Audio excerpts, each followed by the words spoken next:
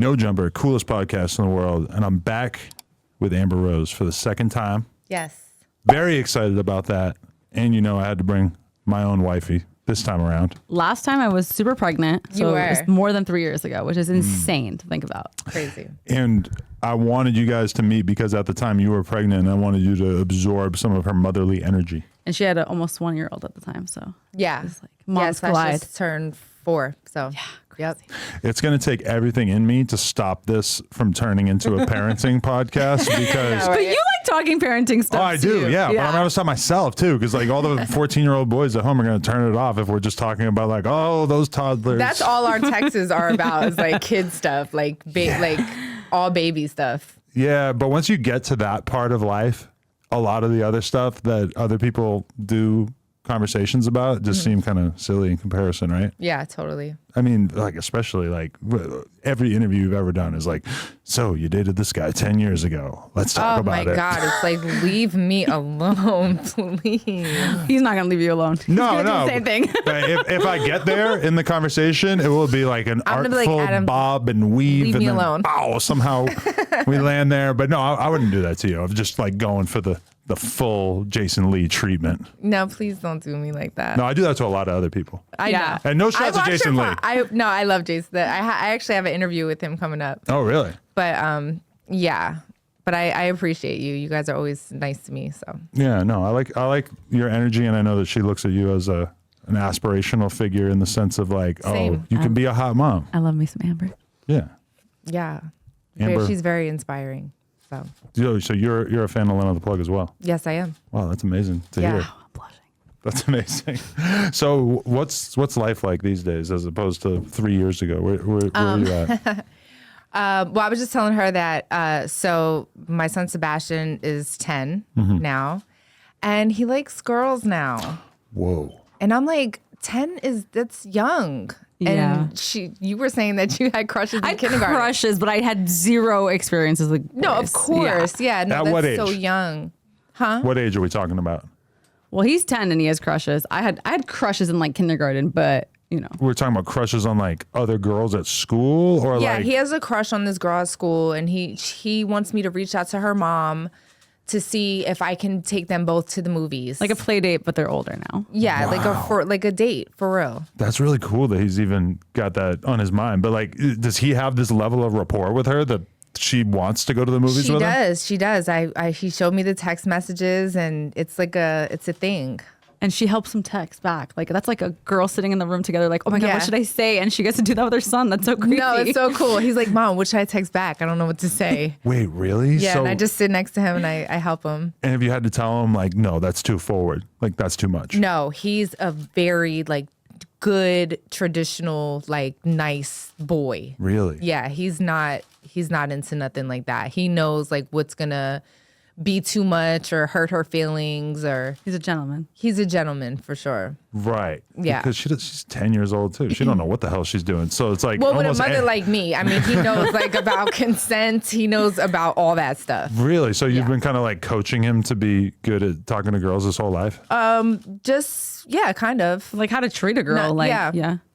Yeah, in general, just how to treat people in general. I've always been like on him since he was probably 2. Really? Yeah, he knows all about periods, tampons, pads, cramps. What am I going to do with that information as a 10-year-old boy? I'm not really sure.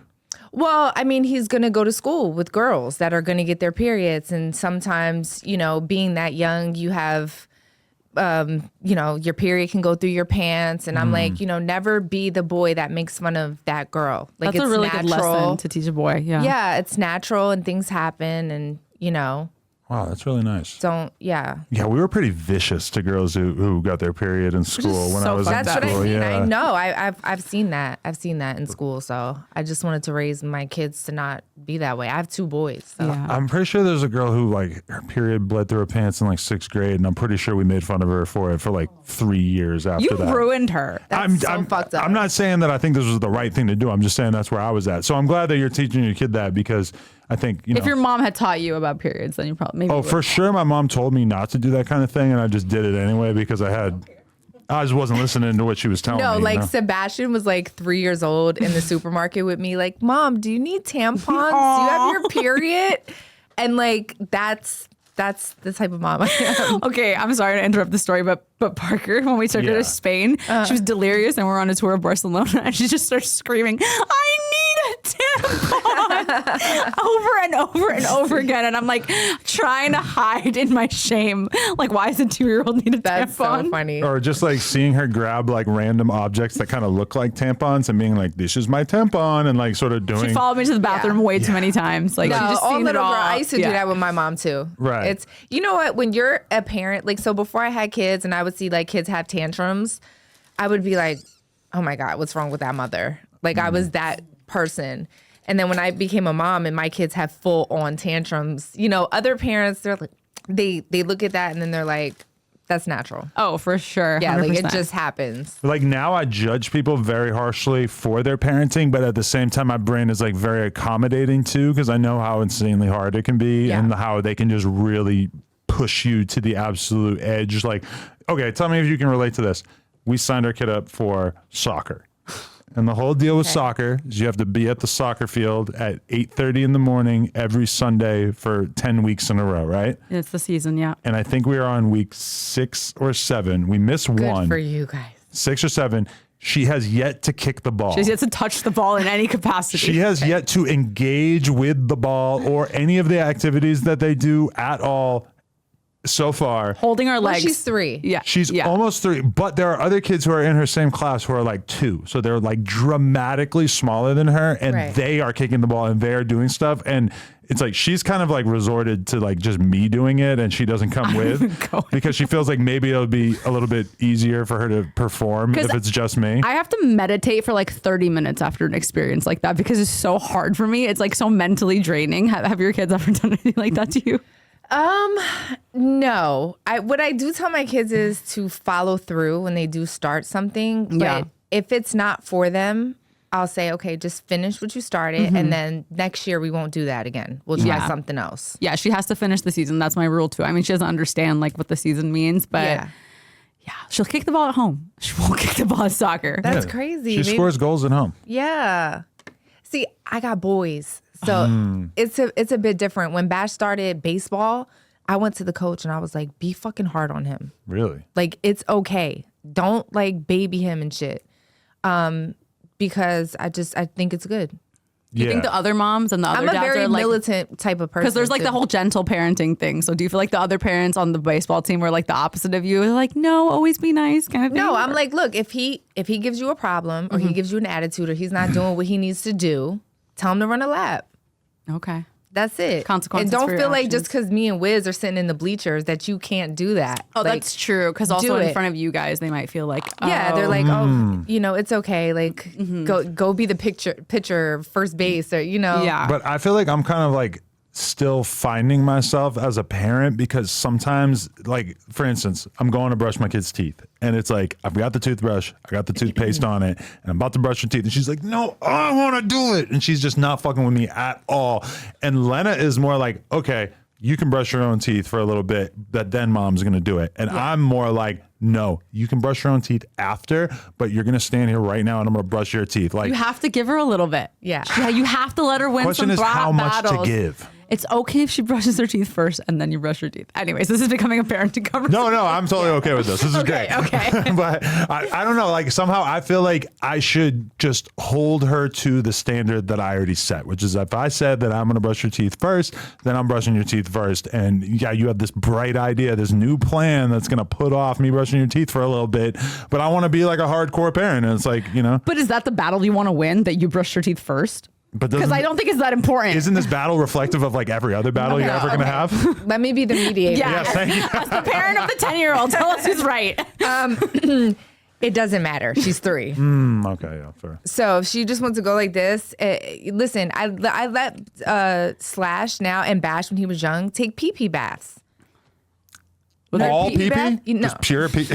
You all empty pee-pee. out the porta potty? No. So a pee-pee bath is when you get in a bathtub, the kids, they get in a bathtub and they pee in the bathtub. I don't take my kids out of the bathtub when they have to go pee. Okay. Hell no. I'm like, because they'll be like, Mama, can I go pee? I'm like, go take a pee-pee bath. Yeah. Like, it's it doesn't even fucking matter. Yeah. Like, it's not the end of the world if she brushes her teeth first and then you do it after. Her teeth are going to fall out anyway. She's going to get adult That's true. teeth. So Don't why tell her even that. brush them? Yeah. No, you have to brush them. You know, like, just if she just goes like this a couple times and stuff, it really doesn't. It really doesn't matter. But see, okay, what you're demonstrating right there is what you're going to eventually figure out, which is like the first child always has the much, much harsher, stricter Yes. upbringing, because as time goes by, you're going to look at all the things that you did early on. I remember I had friends who pointed out when we did like our first birthday party and they figured out that we spent like 20 grand on it or something. That's literally my only regret as a mother is that I threw a first birthday party and it cost a lot of money. Why did I do that? And some friends were like, 20, like, this is insane. They're like, Yeah, when it it's was my stupid. kid's birthday party, we get a cake from Costco and we buy her a toy and that's it. And I'm Yeah. like, oh, right. Yeah. This is kind of insane. No, so with the first kid, he's right. The first kid, it's just like everything is sanitized and boiled and, you know, oh my God, don't eat that. It was on the ground. Your second kid, you're like, just eat it. The biggest thing I do that I'm like, how do I stop doing this is I'm always like, my family likes to talk about dieting a lot and they're like obsessive about it. And I'm always like, you guys need to shut the fuck up right now. Cause I know that that's how Right. girls, I mean, you have boys, so you're like a little lucky, but with girls, it just gets passed down. So Right. I'm always like, do not infect her with your bullshit about female bodies. But they're always talking about it. So I'm always telling everyone to shut up. And I'm like, oh, I need to like stop doing that all the time because it feels a little extra, but it also feels really important to me. So I don't know. Because a lot of people, I think, don't even know that they have an eating disorder or don't know how big a deal it is or don't know how big a deal like passing it on effective to it your is, kid yeah. is. And so they might think that you're really tweaking for not They wanting do to because say they that think they're stuff. all healthy. And I'm like, no, you guys are all have eating disorders. Right. You know? Right. Yeah. I mean, all I can say is what I tell Bash, because he has like a stomach now and first of all, his shoe size is an 11. Oh my God. He's 10. How Holy tall is he? shit. He's, how tall is Bash? Maybe like 5'6"? He's Whoa. going to be tall. Sounds huge. Oh, yes. Well, Wiz is 6'5". Yeah. I'm 5'10". Wow, yeah, you're tall too. So, yeah. So he wears a size 11. So I tell him, I said, Pumpkin. Because kids will like, I know I call him Pumpkin. so cute. He, you know, he has like a stomach and stuff. He has like all like little rolls and stuff back here. I said, baby, you're hungry all the time. You got that stomach. Because when you go through your growth spurt, you're going to need all that. Your body is so beautiful. You're just a handsome boy. And I just tell him that every single day. You're a good mama. How handsome he is and just how perfect he is. And I compliment him on his skin and his lips and his hair. And, you know, I do that to both of my kids all day. I just tell them how great they are. So I think like all the outside influence and stuff like that, if it's You know, in like, the home, balance it. Yeah. yeah, Definitely. it's positive. But okay, so this is probably like the definitive question is, I've seen some headlines about you basically being like Amber Rose talks to her kids about her past stripping or her OnlyFans career or whatever like this. Lena obviously gets this to a completely different degree, and Yeah. myself, because we do actual porn, and with you it's just, you know, some nudie picture type stuff or whatever. But like, what is your perspective on how you approach that or how much you tell them about it? I wouldn't say that I volunteer information to my children, but Bash isn't stupid. He has the internet. And, you know, I gotta say, he's a really smart, funny kid. So, like, he'll be like, Mom, like, I have an OnlyFans too. You know? Like, he doesn't. He doesn't. But he's far ahead. Like, if you talk to Bash, if he was sitting right here, you would think you're talking to, like, an 18-year-old, like, kid. Right. But he, like, cracks jokes because he's just a smart, funny kid. So he doesn't care. I taught him from a very early age that you cannot tell women what to do with their bodies. That's it. So if a girl is on OnlyFans and she's making money off her feet pictures, or if guys are stupid enough to buy pictures and videos of girls, let the girl make the money. So you guys have had this actual conversation? oh yeah. Wow. Oh yeah. Listen, you can't hide anything. And I know probably in the comments of this video, it's gonna be a lot of people. But at the end of the day, you cannot hide anything from your children nowadays. So if you do try to do that, they will go somewhere else and get misinformed. Yeah, I mean, it's like if you don't give them a phone, they're gonna go to their friend's house and their friends have a phone and whatever. Or their parents are gonna say some. Has that happened to you? Where someone's parents have said something about you to the other kids? Yes. That would piss me off. Give me an example. How much And are you the willing to kid, say? well, the kid would say something to my son like, "Your mom has an OnlyFans." And this is like recent? This is a couple years. It was like pandemic. Okay. Because I don't really even do. I did the OnlyFans in the pandemic. Well, I was wondering that. Do you still do that? Not really. Really? No. It's still up there, but you don't really push it? No. Exactly. Yeah. It's kind of just sitting there. Interesting. Yeah. I don't really. I make a couple dollars on there from like old shit. dollars. It's got to be all right? Yeah. No, it's good. Yeah. It's good for me to like just sit back and not do nothing. You know. Interesting. But okay, like, do you find that somewhat comforting though? Because like sometimes we will be having a conversation and I'll realize that you think that you're going to be able to make our kid like not be on the internet into her teens. My goal is part not of to my give brain her is like, that's not going to a work. phone for a long time. She can have the internet. She just can't have a phone. But I don't care about the phone because I care about the internet. I care about, like, if you look at the data of girls in middle school and what social media does to them and how a lot of the suicide rates are going up because girls are so vicious online. That is what I care about. Her finding out that I do porn with her dad, not my biggest concern. Like, that is more. What of an about the issue. other guys? One other guy. At the end of the day, sex is natural. Yeah. It's a natural thing and people do it. I care more about the other kids' parents because I think that the kids can be vicious and the kids can be rude, but I feel like the real issues would come from the other parents. Totally. Yeah. But they're haters. Yeah. So. The other parents can end up being haters because we kind of like assume that at a certain point you get to a point where you're successful enough in life that your kid is going to go to a private school amongst other parents whose kids are whose parents are also successful, and that they will maybe like not be shitty enough to like poison the well with what they think of your parents. But all those other parents don't do OnlyFans. They're like lawyers and doctors and real estate agents. Yeah, but that's also another conversation that you have with your daughter. Like at the end of the day, everyone does something different to earn a living. Yeah. And this is what me and your dad decided to do. We were doing this before you were born. And all we did was just give you love and raise you to be a good girl. And, you know, you just be a kid and we'll have a further conversation when you get older. Because I'm going to gaslight my kid into believing that if we didn't do porn, that she would be growing up in Compton. Oh, God. Like, I'm going to just tell her that. Like, literally.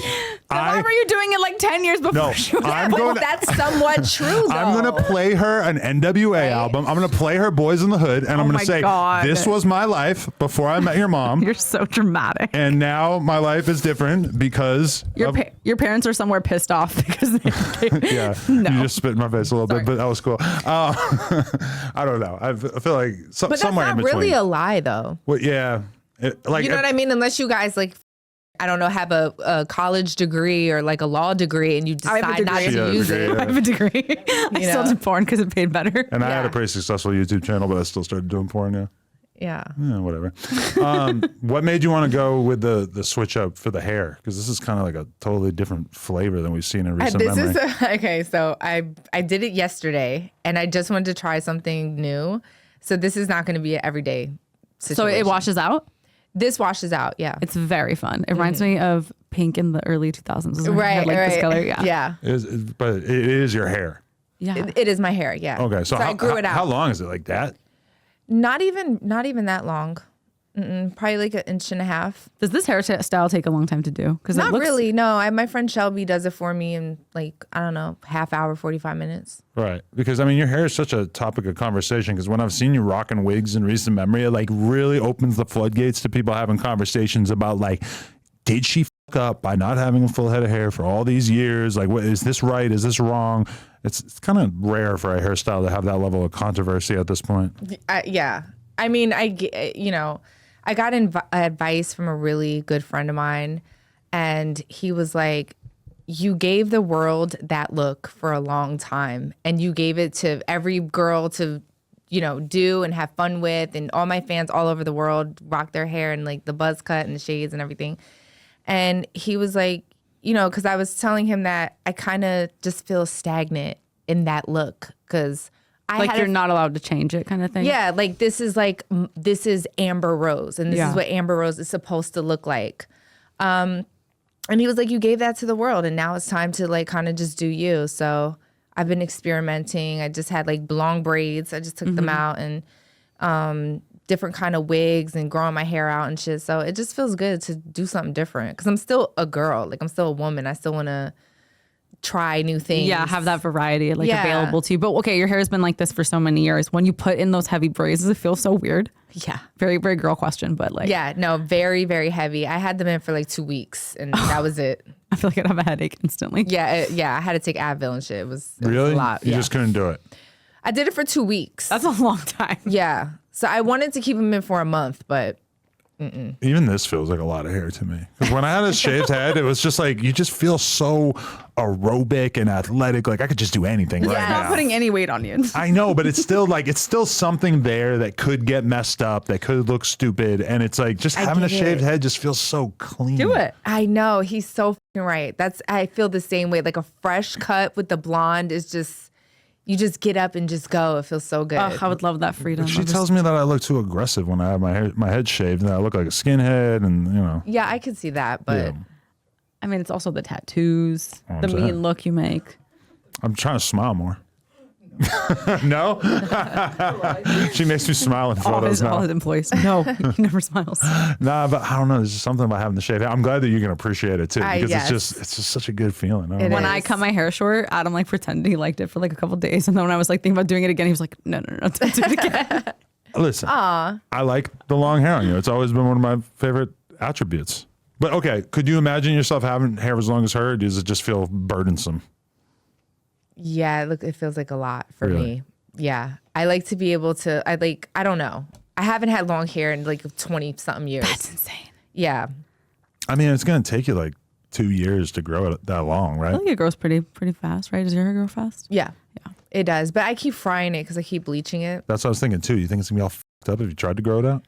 No. Like my roots coming out will be like good. The new hair is I'm always saying good. that- Yeah. the new hair is good, but this hair is fried. Adam knows very little about hair. I I don't, love yeah. seeing him ask questions. But well, I just like think it's kind of a crazy concept that a girl could just dye her hair over and over and that the hair just becomes unhealthy. But you're telling me that once the new fresh hair starts growing in, that hair is fine? Yeah. They're all new cells. Oh, They haven't been okay. exposed to the sun or Yeah, shampoo yeah. or bleach or anything. It's good. Mhm. I never really had to think about it. Girls can change their hair in so many different ways, so it's like really bad for him because he already doesn't have a good memory with people, and he'll have a girl will Oh come in my with God. blonde hair, and then the next day she'll have red hair, and he's like, "Do you know this girl?" No, I feel yes, like I look the same. You really know So me. I went to the Travis Scott and Tizo concert last Oh, night. how was it? It was good. Yeah. It was fun. But I knew like everyone there, and they low key like didn't recognize the pink hair? Yes. What? They were like, "Wait, Amber?" And I'm like, I don't look much different. Like that's crazy. Yeah. Yeah, But no, they you look really like you. didn't. A lot of people didn't recognize me. It looks like Amber Rose, but with some cotton candy on her head. Yeah, or something, like yeah? literally. It's that. Does your 4-year-old like the pink hair? He didn't see it yet. didn't see it? Probably not though.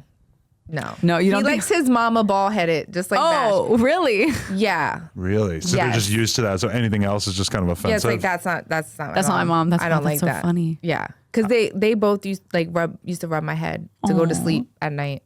So I actually was thinking about that, how I'd love for my kid to meet you, because I know that she just remembers people who have unique hairstyles so well. Should talk about you for the next 6 months. Yeah. Remember Amber with the pink hair? she looks just like I me. know. It's crazy. Oh my gosh. Fuck everyone who said that I cheated on Adam and the kid wasn't going to look like him. I know. She looks nothing like me instead. When the prenup lawyer was like, "Are you sure the kid's yours?" Oh I'm my just like, God. "Oh my God." I was so offended Please. by that. Like, how dare he? Yeah. How dare she? You had a female lawyer. Shout out to the It's Lauras. my kids look just like me. They don't They look do. anything like their dads at all. That is so I crazy. don't think Bash looks like Wiz at all. Like a little bit when he smiles and like mannerisms, but other than that, it's my Have you twin. compared like childhood photos though? Because that's like the easiest way to see is like his childhood photos. Kind of, But like literally my twin. your twin. Yeah, Oh, that's so fun. crazy. What's the key to effective co-parenting? Since I wanted to ask we're about this, preparing. yeah. We're probably going to Yeah, have we're to be gonna- doing that soon. Nullify the prenup, get a divorce, drop the kid You off. guys are crazy. It's like, don't pretend. But how does that work? Because I always see parents, especially like celebrities, co-parenting, and I'm like, wow, that is so amazing that they were actually able to pull it off. But like with you and Wiz, you seem like you do like a really good job of it. No, we're literally like best friends. That's why. Yeah. Oh, that's amazing. Like he just had a Halloween party. I was over there with my other son Slash and Bash, and even Slash not being his baby, he picks him up, he plays with him. Like we're just a family.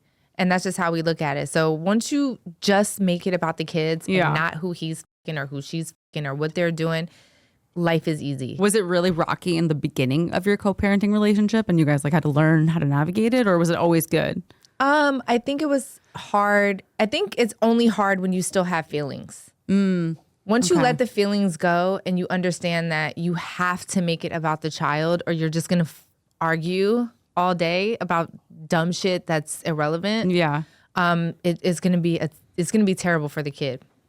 So yeah, you just suck it up. And he has a girlfriend, Amy. I love Amy. She's great.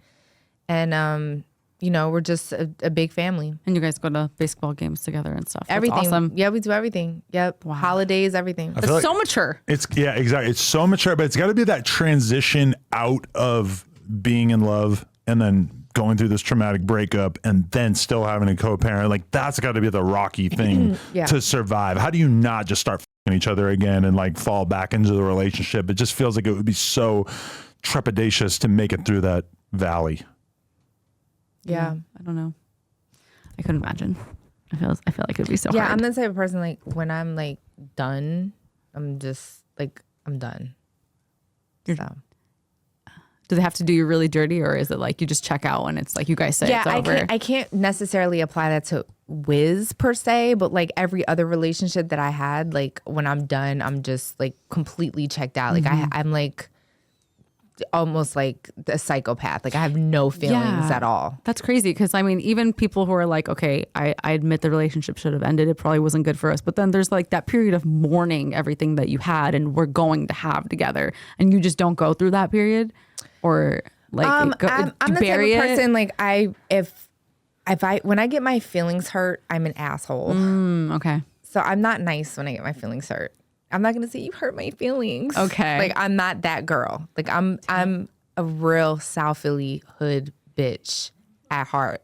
And when I get my feelings hurt, I'm not vengeful or nothing like that, but I will remove myself out of your life completely as if you never knew me. And they come crawling back and you're just like, they always do. Yeah, they always do. But no, I'm good.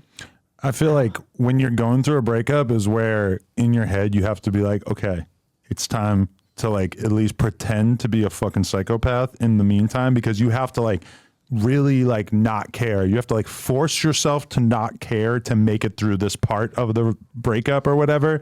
And then maybe you can start to become more of like a normal human being to the other person. But like you have to kind of just be able to just switch it off for a while. Which I know, but then when you throw in like the co-parenting thing and you're like, well, now I have to communicate with this person that I'm trying to just cut off from my life. Oh no, with Wiz, I cried for like 3 years straight.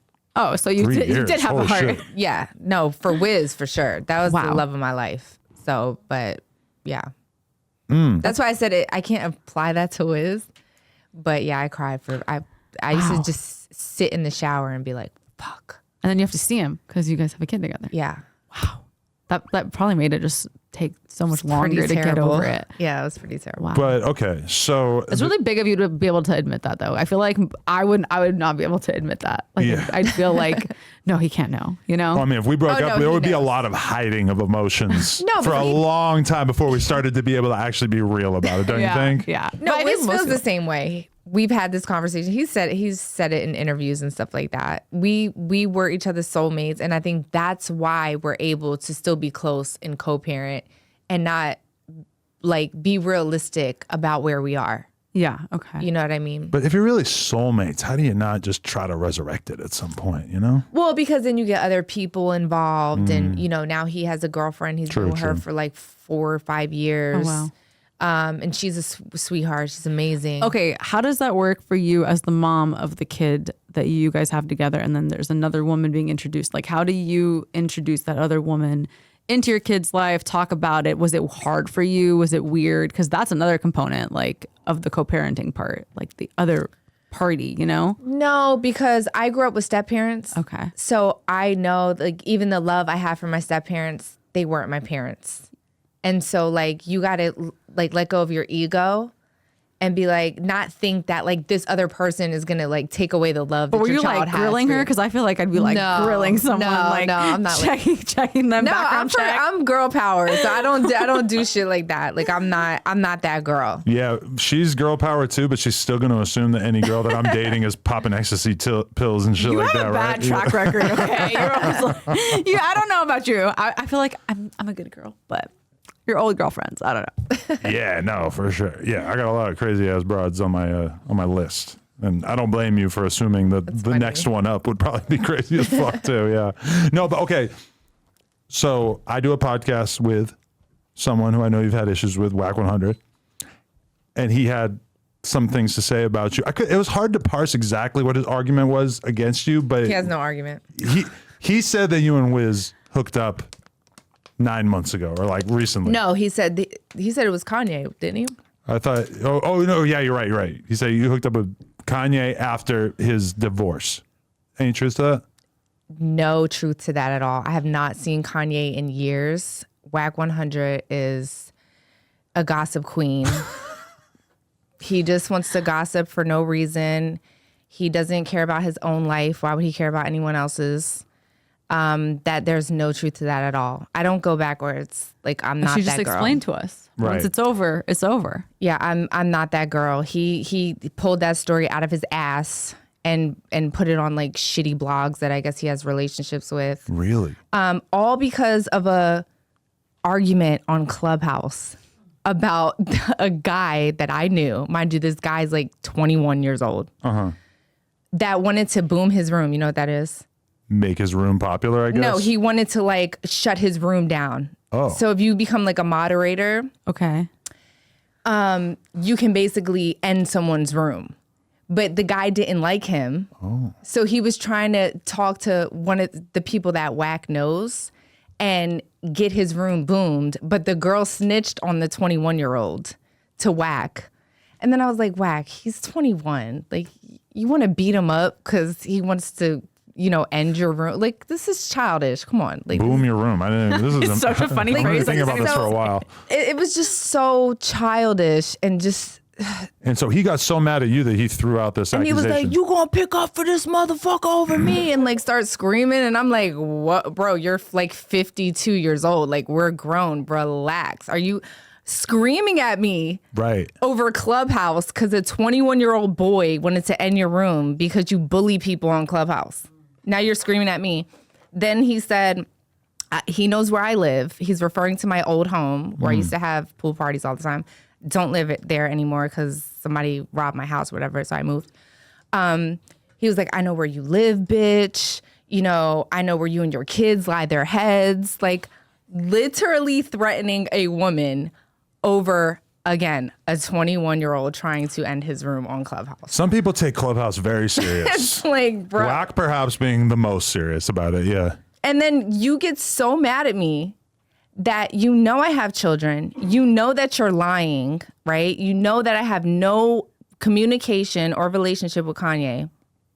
Why would you go and put it on the internet on purpose to try to hurt me? Because I'm like, Wack, just come on, bro. And he has some kind of relationship with Kanye too. So it's like presumably Kanye wouldn't want that out there if it was true, right? Exactly. And I'm sure Kanye probably called him and was like, what the fuck are you doing? Or just never saw it. The only reason I saw it is because my other friends that were on Clubhouse were like, Wack is putting these stories out about you. Wow. So he started talking about it on Clubhouse first, and then the blogs picked it up? Or Yeah. Oh, yeah. He said that he went on Clubhouse and said that I don't have custody of my children. Yeah. I mean, somebody's got to have custody of him, right? I have my kids Yeah. all the time. I don't know. Wow. How much time do you spend on Clubhouse? I do not go on Clubhouse anymore. That was a very short amount of time that I was on Clubhouse at the time because my friend Jocelyn was on there and she had like this certain room about like narcissist abuse. And so I would go on there and then basically people can ping you into other rooms. So like a Wack100 can ping me into his room to come and talk in his room. And it's like a notification or whatever. But yeah, it was very short lived. And then he threatened me and my children. And then he made up fake stories about me to try to, I don't know. I guess he wanted clout. He wanted me to say something on Instagram, like, this is not true. And I'm like, bro, I'm not engaging in this shit. Like, I'm not doing That's that. a weird one. Because he also kind of threw Wiz in the mix too. He said, Wiz likes what you like implying that Wiz is gay. There is not a gay bone in that man's body. Right. I know a bunch of all. girls that have spent time around Wiz. So if he is, he's doing a good job by covering it up with a bunch of chicks It's too. just- I mean, listen, obviously Wack100 has a lot of insecurities. And he tries to project that onto other people. That has nothing to do with me. Like, if you're listening, stay the fuck away from me. You fucking psycho. Like, literally stay away from me. Like, stop making rumors. You're a fucking weirdo. Stay away from me. Wow. Seriously. I'm saying that right now. Like, any rumors you hear on the internet, they're probably coming from Wack100. He's a fucking psycho. Very interesting. I'm going to have to ask him about that. No, I mean, I've heard other people say that as well. But No, it's like for no reason. Like, why are you bullying? You're threatening me and my children. I mean, Are you fucking crazy? He'll deny it to the end of the earth, but I've definitely seen him with this technique of sort of just coming up with theories about people that have no Wiz, factual what you basis. like, get the fuck out of here. Are you dumb? Right. Wiz is like the nicest, sweetest guy literally ever. Doesn't bother anyone. Not a gay bone in his body. And it's like, why are you projecting that shit onto him? It's not who he is. Like, you're just being an asshole for no reason. Yeah. And it's not like anyone really like picked up on it after he said that, which kind of tells you that people Nobody are picked up on the cautious. Kanye shit either. They're which just like, should be a huge story. right, but people are like, Amber and Kanye ain't doing shit. Ain't nobody trying to fucking People hear are this like, shit. oh, Wax talking on Clubhouse again. Who knows if it's true? Exactly. Oh my God. It's just not true. It's just not. But I had another question about Wiz. The moment that she found out that she was pregnant, I was immediately not allowed to smoke weed in the house anymore. I'm assuming that was an issue with you guys at least. Like, how did that conversation go? You probably have a bigger house at the time. Why in the house? Because he smokes it with tobacco. So I didn't want to inhale all the tobacco smoke while I was pregnant. That is something Wiz has going for him. He doesn't smoke tobacco. Yeah. He does not. No. Yeah, if you had just smoked weed, then and also I hate the smell of it. You ever smell a fucking bong? There's no way you would have wanted me doing that in the house while you were pregnant. Or just a raw paper joint. We live in California. It is not that cold outside. Go outside. No, you're right. But okay, what was your perspective on that? So I had hyperemesis, which is equivalent to, like, it makes you feel like you have food poisoning for 9 months, 24 hours a day. You're like nauseous all the time. Like literally every For both hour. pregnancies? Yes. So once you have it once, you have it through every pregnancy. 9 months straight, all day, every day, 24 hours a day. So he would come in the house smelling like a skunk. That's what it smelled like when I was pregnant. So he had to take a lot of showers throughout the day. So he would go out and smoke, run into the shower, take a shower, and then come and lay with me. But if I didn't have that, then I wouldn't give a shit. Yeah, I'm really like with the smells. I don't know. I'm not taking bonus showers. I hate showering. No, it takes Adam too really long. did good. He really did. He took so many showers for me. He was so nice. That smell, like when you have a really strong sense of smell, it just like you can't concentrate on anything else. There's a fucking smell and you need to figure out what it is and you just get it away from you. I come into the house after smoking and I'll try to like go to sleep next to her or like, God forbid, like start hooking up with her and she'll just be like, ugh, wash your hands. What I the think it's fuck? because my parents always smoked cigarettes in the bathroom as I was a kid and I'd have to go pee after and there were hot packs in the bathroom with cigarettes. Like I just think that it made me hate the smell of cigarettes and like things that smell like cigarettes. Yeah. I don't feel blame that.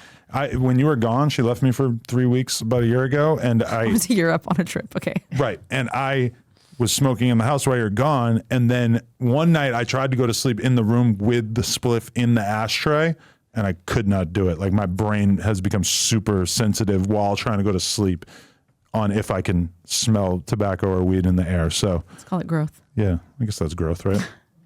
But I seen Travis Scott smoking in the house one time and I was like, God damn it, he's allowed to do it? The kids were probably not nearby. No, the kids were in the foreground of the TikTok. He was in the background of the TikTok smoking a blunt. And I'm like, oh, fuck, look at that. I'm going to use this against Lena. Yeah, Wiz smokes I mean, Bash will be, like, he wouldn't blow it in his face or anything like that, but he'll be in the vicinity. They don't like his ask dad about is it? Whiz. Huh? They don't like ask about it? They who? Like your kids? No. No? They're Parker's not always- interested in it? It's so normalized. Oh, So yeah. they know not what a it is, thing. so they don't have to ask. Yeah. She's always like picking up a pencil. She's like, look, I have one of Dad's pencils. But like, she's barely even seen him smoke. That's why I'm like, they fucking figure shit out so fast. That's why she barely. Yeah. Wiz smokes all day, every day. So Yeah. Bash, since he was 2, he's like, oh, my dad's smoking. Like, it's not anything.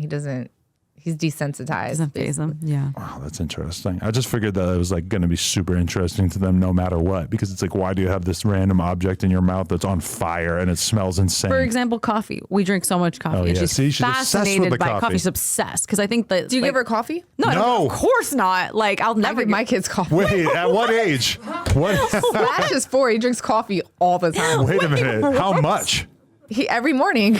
Like a whole cup? No, like me and my kids sit and we drink coffee and we talk. How much coffee are we What talking? Like a little kid cup? No, like a cup of coffee. Wait, you're kidding, right? No. Oh my god, my daughter never sits down. If I gave her any coffee, I'd No, be afraid it's for okay. my It's life. not a big deal. It's really Really? not. No. I mean, I know my grandparents gave me like black tea when I was a kid, but see how there's mad shit that she thinks is normal because she's been through all this shit. And then there's the stuff that we're being super careful about because it's our first kid. So we're Yeah. kind of assuming like this shit is life or death. Turns out, smoke a blunt in front of them, give them coffee, doesn't matter. It doesn't matter. She'll be okay. I'm a coffee addict. I'm so scared I'm gonna make her a coffee addict. No, I mean, I don't want to say it like that, like do extra crazy shit to your daughter, but like she'll be okay. No, but for Me and my kids literally drink coffee. And like my 4-year-old, he'll wake up and be like, I want coffee and breakfast. I feel like my perspective on coffee is that this is kind of like edgy behavior. Like this is adult stuff. Like kids can't do this. This is like, I feel like this is having a negative impact on my body and mind in the long run, but I'm using it in the short term. It's only caffeine. It's a little caffeine, and coffee is not bad for you. But we're also super neurotic with not giving our kids like candy or like. Oh my God, my Yeah. kids drink Coca-Cola, root beer. See. She's only 3, so she doesn't know that she could like ask for stuff as much and argue with us. Like we took her trick or treating. She got the basket on Halloween. I took it home. I put it in the cabinet. She forgot about it completely. But next year, she's gonna be like, "Where the fuck is my candy? Give me my candy." Yeah. You know. But so we can get away with a lot of stuff. No, right I let now. my kids dump out their candy and go crazy for Halloween. My parents never took my candy away. I ate the whole thing in like one night. Yeah. We're gonna get to the point where we have to just give her the candy, and it's gonna fucking Just suck. loosen the leash a little bit. You'll be okay. Yeah. She's going to be good. I was proud because somebody asked her the other day. They were like, "What was your favorite candy that you got on Halloween?" And she goes, "Chocolate." And I'm like, "Oh, I'm so glad that she doesn't know the names of all the different candies already." She knows M&M's. Yeah. Aw. Yeah. Yeah. God, it make me sound like a crazy mom. No, I'm just. but it is good. It's you're putting still things a in new perspective. mom. Yeah. You're still And a new I feel mom. like I have this thing with me where I have to act like extra good as a parent, like especially when I'm going preschool drop off, because I'm like, I'm gonna be found out one of these days. They're gonna know I do porn, so I want to make them like me as much as possible before they find out and think that I'm like as good of a mom as they are, so that when they do find out, they're like, she's all right, it's okay, you know. honestly, babe, it doesn't even matter because you're a sweetheart and like they gotta just like you for you. They probably already know and they just don't give a shit. I feel like nowadays, like millennial parents, like we really don't give a fuck. I feel like it's us, but I don't know. I don't feel like Maybe. it's everyone. But you probably hang out around like richer parents than us on average too. Yes. She was about to be like, maybe. yeah, But I'm like, I feel like isn't richer like worse? maybe. I don't know. Well, I mean, I'm not going to name drop, but like, yeah, my kid is like best friends with like A-list celebrity parents, Right. kids. And they're not going to care because they know who you are and everything like that. They don't give a fuck. Yeah. They don't care. See, that's awesome. Like they You- make 20 million a movie. if you move to Calabasas, then nobody will consider us famous. But the types of fucking kids and parents that our kids are around are people that are realistically pretty normal, and we stand out like crazy to them. We haven't really figured it out yet, but we look at them and we're like, I bet that guy's judging the shit out of us behind the scenes, but we don't really I know. don't go to drop off with you because I can disguise myself as a mom. I drop her off too. You dropped her off one time. No, I dropped her off like 3 times. One time. She's been going to school for like. It was October 18th. You dropped her off one time. I know the exact date. I'm in the crossfire here. Listen, I know when you dropped her off. Okay. I'm going to change the subject. Okay.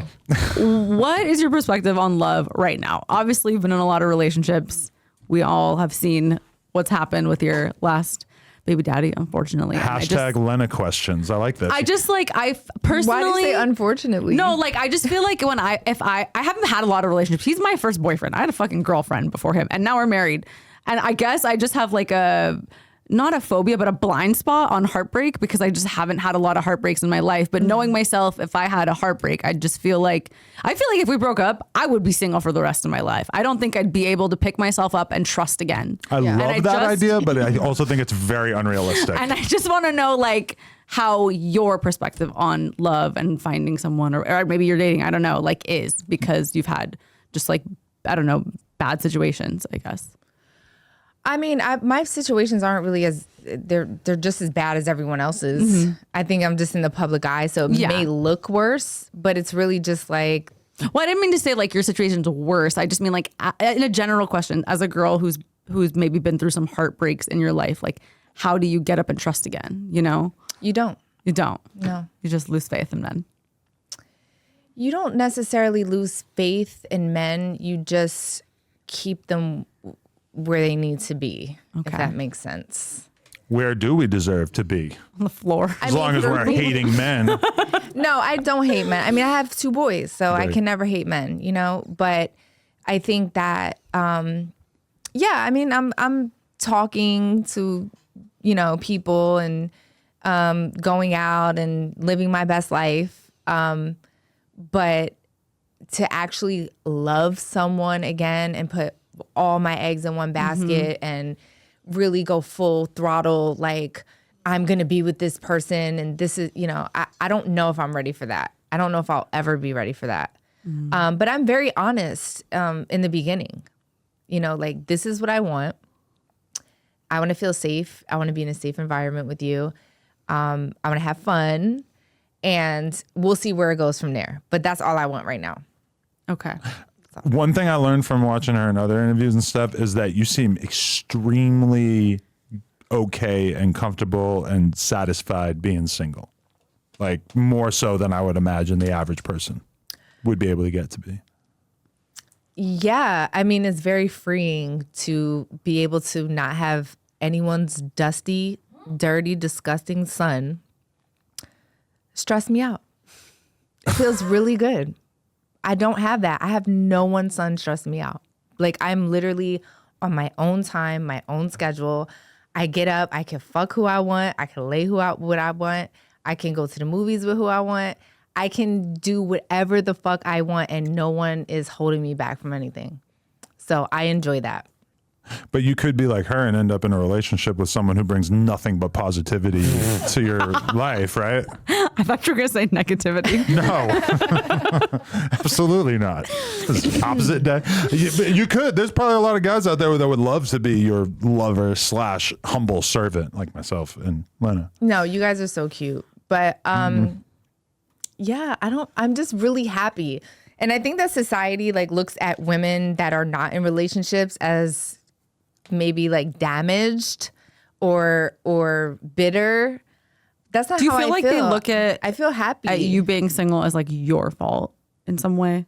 I don't know. Like, I really don't care. I don't think about that.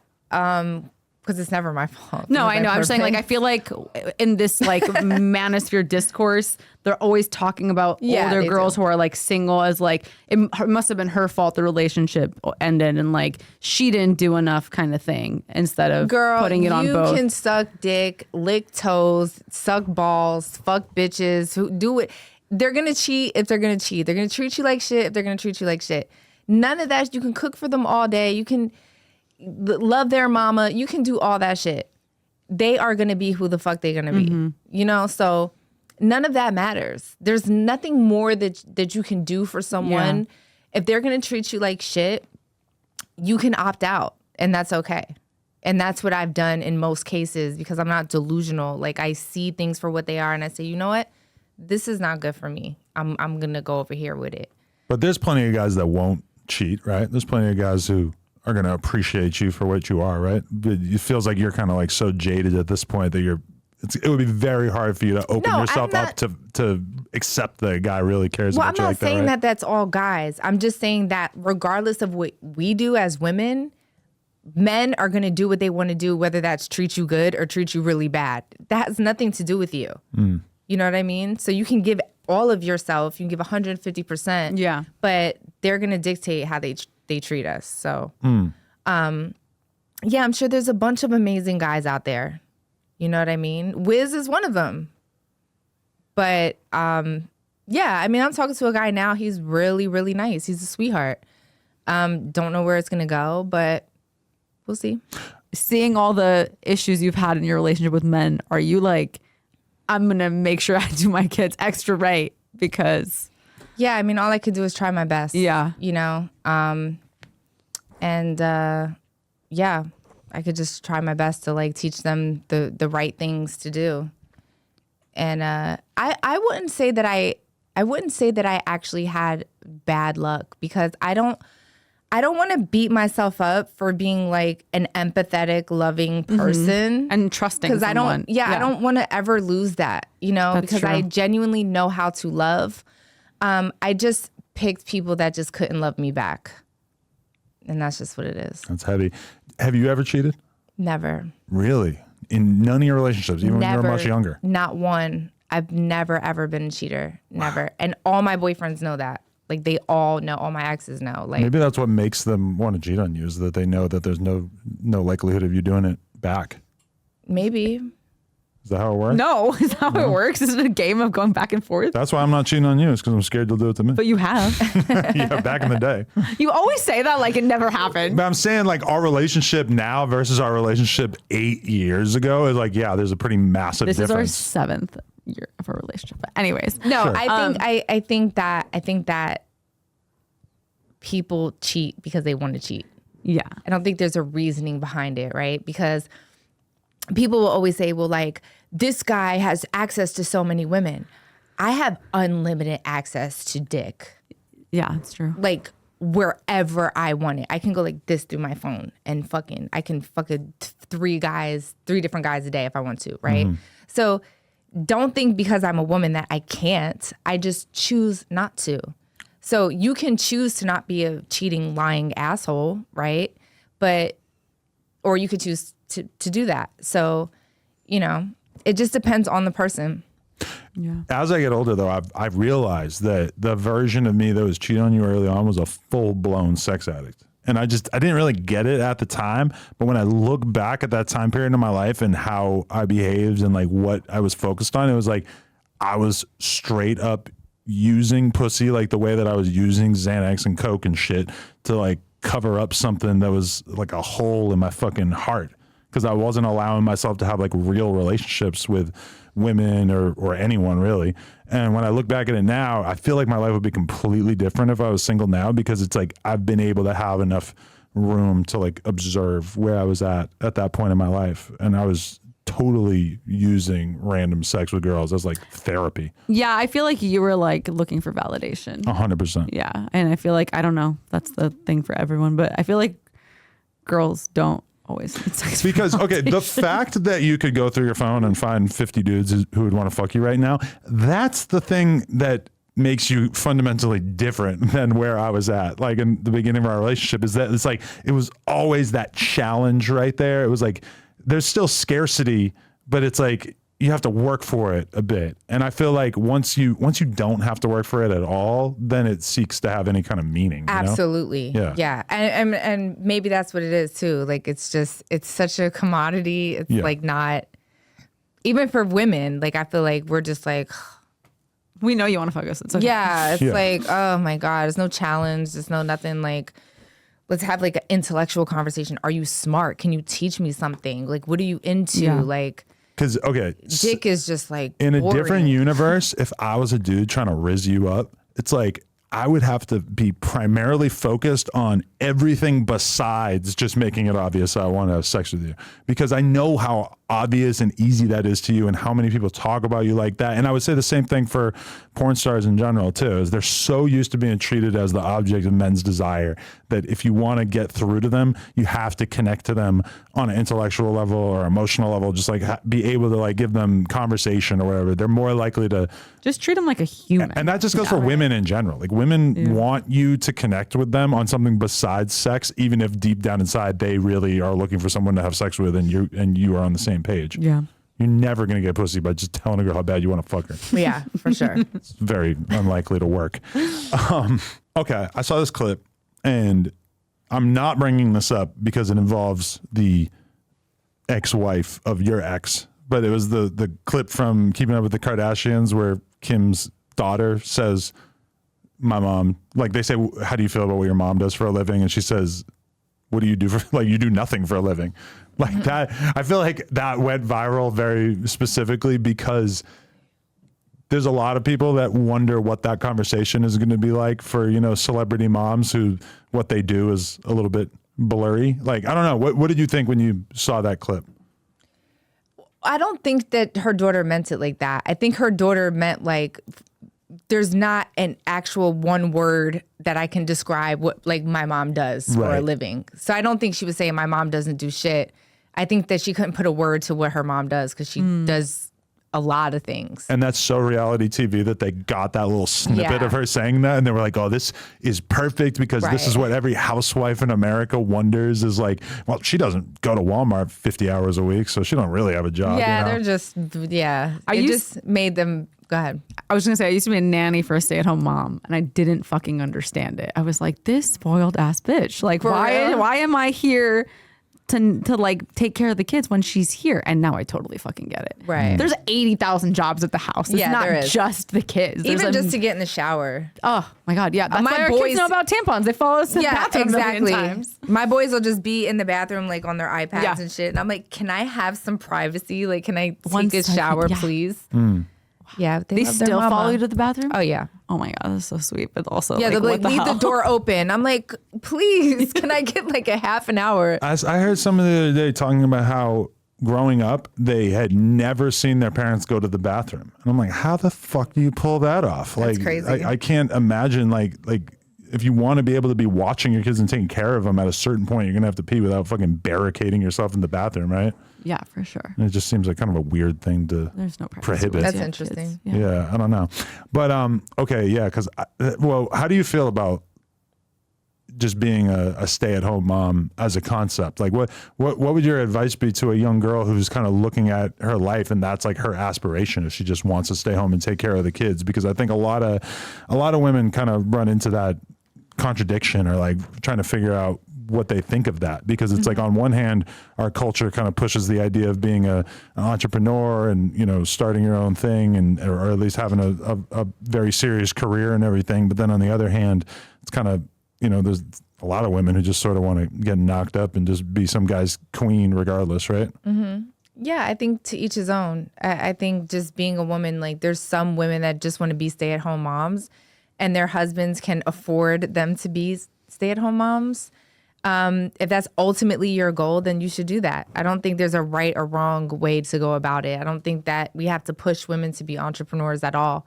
Being a mom is a full-time job. So it's not like they don't have a job at all. They're doing a lot of hard work. So, but like, I don't know. Do you think that as a woman, does that make you too vulnerable to your husband's whims if you just fully allow yourself to just be that stay-at-home mom? Because then he really kind of controls everything if you don't have any possible way to make money for yourself or whatever, right?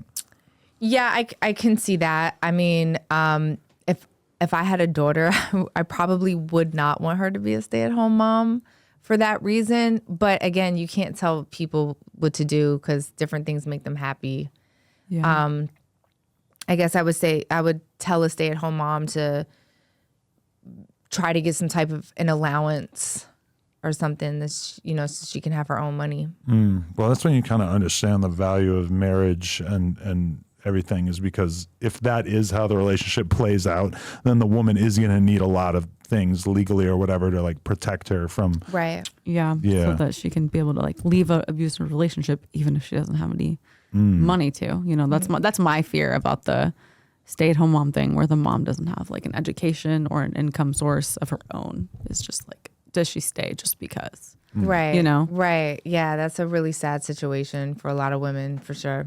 I always thought I wanted like 10 kids and to be a stay-at-home mom, like full time. Because I wouldn't say I'm a stay-at-home mom, but I'm at home a lot. Yeah. And I don't think that I would want to be a stay-at-home mom full time. I'm Right. like, I like to leave and then come back really excited and like ready to play again because I've Totally. like taken care of myself in a way and done something with adults, you know? Yeah, yeah, for sure. We all need that. But let's say we had 3 more kids. You have triplets the next go round. Fuck that. Then I don't think you're going to be like, oh, I like having this like part-time thing. I get to leave the house and do it. So you're going to be like, no, this is just such a full-time grind that We I need cannot. 3 more nannies. Yeah. I'll help too, but we also need a lot of help. Triplets is a I'll lot. tell you, like, having 2 is like having 10. Yeah. I'm not gonna lie, because like my boys, they'll have like 4 friends that want to come over for the weekend, and my so my God. house is like chaotic as fuck. But it's actually better because they all occupy each other. Yeah, that's true. So when you have one, it's like mommy, mommy, mommy, daddy, daddy, daddy. Yeah, let's do this, let's do this. But you give her a sibling, and it's like go in your sister's room, go in your brother's room. You know, Yeah. like go over there. But 3, 4, 5, it's like y'all go play, please. You know. So I usually have a bunch of boys at my house. I'm like, get out my room, go play. Did you have a lot of siblings? I have 2 brothers. 2 brothers. I have 2 brothers, 2 sons, and a nephew. So I have all boys. Yeah, I'm the only girl. That's crazy. We're My so family's green to what's to come as parents. That's one thing I realized from talking to her is just like in our mind, the idea of like just having kids who are going to just play with each other or whatever. It's like that doesn't really exist yet because our kid's not old enough to. I know, I got our dog. She never plays with him. I play with him. Yeah, now you have to take care of the dog, right? Yeah, and he's fine and stuff. But yeah, it's true that thing like, mommy, mommy, mommy, mommy. Like the second I come home, mommy, mommy, mommy, let's do this, let's do that. Like, No, trying once to- you give her a sibling, you're gonna be able to relax a little bit. Yeah, no, she like loves going to preschool. And when I don't send her, she's like, can I go to school today? Can I go to school Oh, today? that's Can I go to cute. school today? Yeah. So you actually said that you don't give head anymore because you're a mom. Nice segue, Adam. Is that wait? We're talking about parenting. Is that an When accurate did quote? I say that? Because that's so true. But when did I say that? You were basically saying you were like, I'm a mom. I don't have time for that shit. Like No, I didn't say I don't have time for that shit. That's basically what you said. No, I said, yeah, I don't give head because I kiss my kids all over their face. Right. But you could wash your mouth. You could brush your teeth, right? Well, I would feel like I'm traumatized, to be honest, but I would want to be in a relationship, in a situation where I actually fully trust that person. I have their papers, they have my paper. I need to like feel safe in order to do that. And I don't feel safe right now. Like even just my thought process of thinking of that, I haven't met really anyone that makes me feel like fully safe. So And you mean when you say safe, a lot of it is like trust and loyalty is Yes. what you're saying. yeah, Did you have to do or any? just honesty. Yeah. Did you have to do any therapy? Like Totally, yeah. Are you still doing it? No, No. I was on like ketamine. I was microdosing on ketamine. That helped me a lot get through like that whole situation. Because yeah, I mean, new mom, your hormones are all fucking crazy. Yeah. You're dealing with this screaming beautiful thing all the time, and then dealing with And then pandemic. pandemic, and then this all Like of a sudden. 2 years after, I'm sorry, 2 months after having a baby. Wow. Throwing up for 9 months, newborn, C-section because he was breached, newborn baby, pandemic. Like, is this my talking over there? Laura said in the house. She was adding to your list. Laura, pipe down over there. I was like, wait, I thought I heard something. And then like the emotional, mental, and psychological abuse that I had to endure through the pandemic was not fun. So it threw off all my chemicals, and I needed to. I called the doctor, and he was like, ketamine. I'm like, ketamine? I ain't fucking touching ketamine. Yeah. Like, Right. but it helped. Yeah, like when you're doing the ketamine therapy, is there ever a point where you're doing enough of it that you actually feel like fucked up, or is it like so minimal that it's very a chill effect? So if I had chosen to do the IV ketamine, I would have been fucked up. But I did the microdose at night, so just like a little tab like dissolves under your tongue. And then I would just go straight to sleep. So I would wait till I'm like literally exhausted, because I don't smoke weed. I don't like to get high. Yeah. I don't like any psychedelics because it kind of freaks me out.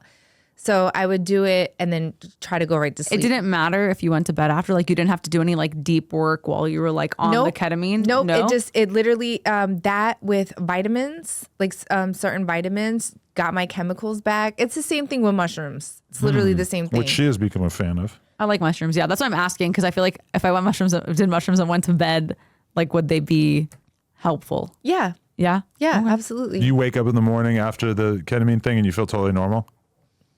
Not initially. It does probably take like maybe like after 3 weeks. Yeah, I feel like with most drugs like Prozac, they tell you it's gonna take a month to work. So Yeah, like after like 3 weeks, you're kind of like, I really don't give a fuck today. that's amazing. Wow. Wait, but you feel the positive effects when you take it, but I'm talking more like when you wake up the next day. No. There's never any like weird hangover type thing? No, nothing. Yeah. No, what I'm saying is that like you don't feel it when you're on it because you go to sleep. So you do it right before you go to sleep.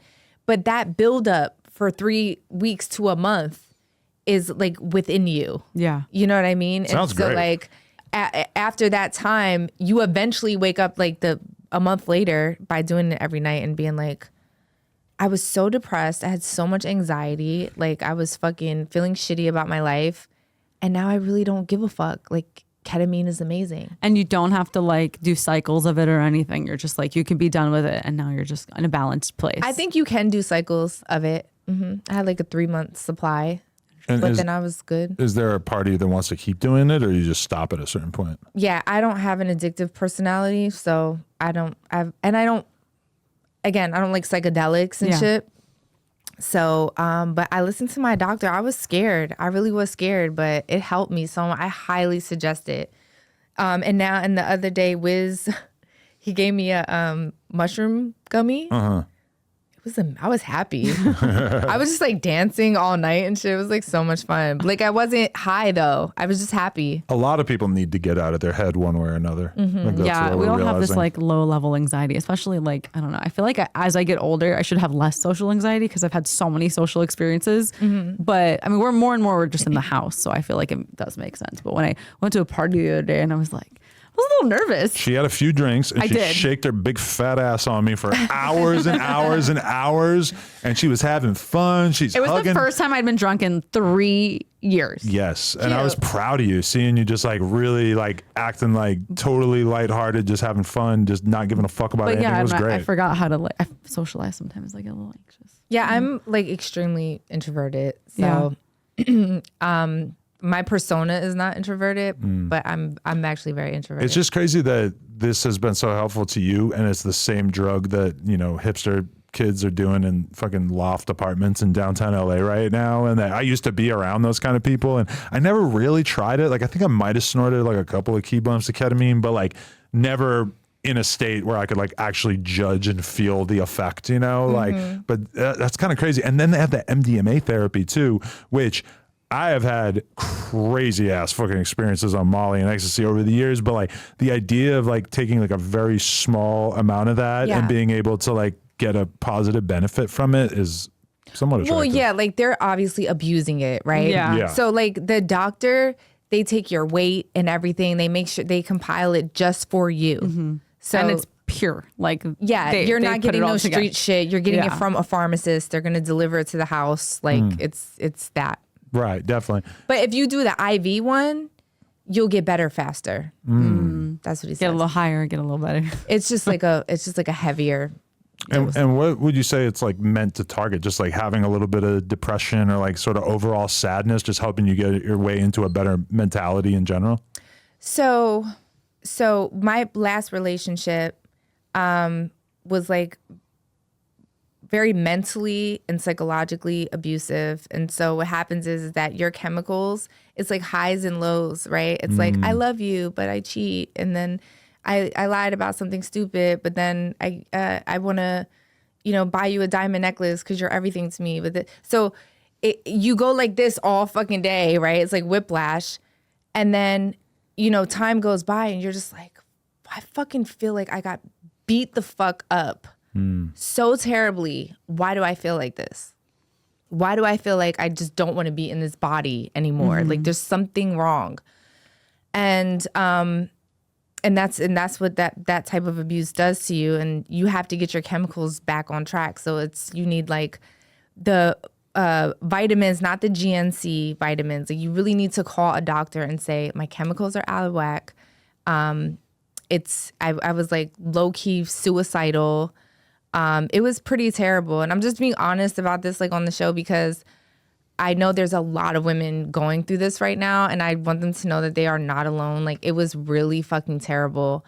But the ketamine did help, and people have told me that mushrooms helped, microdosing, and if you can handle the IV, I highly suggest you do that. I was too scared to do it. I probably would have got better faster. But now I'm really, really happy. Yeah, I get up every day, and I have a smile on my face and I just feel good about my life and I enjoy being alone.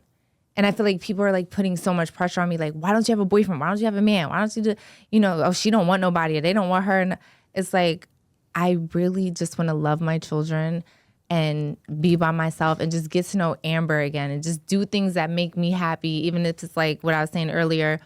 We went to Koreatown and we were like dancing to 80s music and shit. Like, corny shit like that makes me happy. And that's just what I want to do.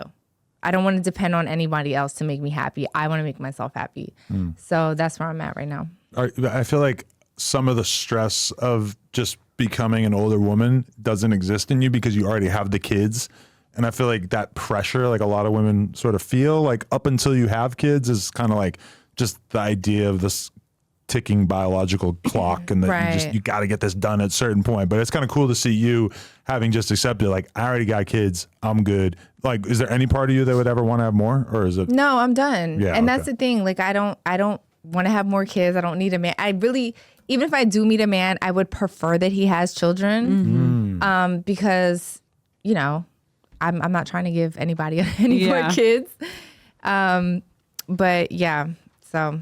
That's great. And I've been playing like old like MILF music and shit like on my page and shit. Like in the background, I played like what, MILF music, Jaden Alexis and Krishan Rock. Oh, that was only two. That was only one actually. What did I played like Billy Joel. Ooh, love Billy Joel. Yeah, we went to see him. We saw him at Madison Square Garden. Wasn't he great? I saw him at the Rose Bowl. Yeah, he was really good. It's amazing. He still got it. Oh yeah.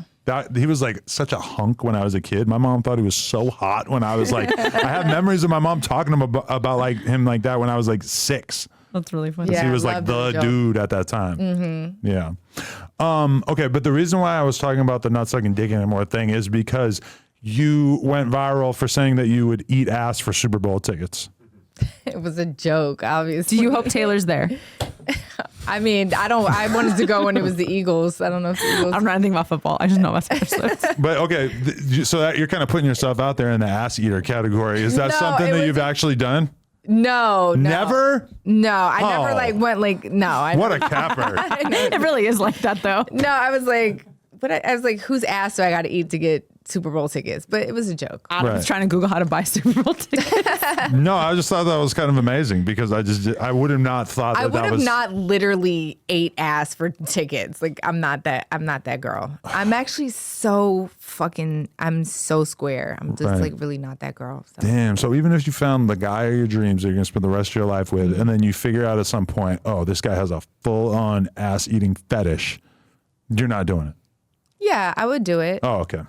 Yeah, I would never say that I wouldn't eat. It just never was like a thing. Yeah, it wasn't like go down and eat my ass. Like it just never really happened. I remember when I was 15, my high school girlfriend and I ate her ass, and I was really and I felt like a fucking pioneer. That was before, yeah. This was totally.